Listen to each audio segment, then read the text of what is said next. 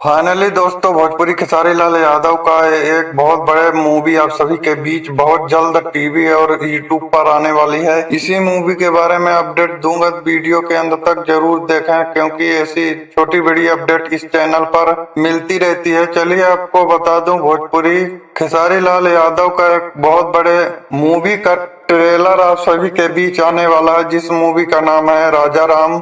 इस मूवी के निर्माता है पराग पाटिल और इस मूवी के निर्देशक भी है पराग पाटिल, जो कि बहुत शानदार इस मूवी को बनाया गया है। और इस मूवी को टीवी पर बहुत जल्द आप सभी के बीच 2 या 3 दिन के अंदर में चलाया जाएगा और टीवी के बाद यूट्यूब पर आप सभी के बीच राजा राम मूवी देखने को मिलने वाला है। राजा राम मूवी का ट्रेलर आप सभी के बीच 13 अप्रैल यानी आज सुबह के 11 बजे आप सभी के बीच आने वाला है। आप लोग जाकर जरूर देखिएगा, बहुत शानदार है और भोजपुरी दर्शकों को यह मूवी पसंद आने वाली है।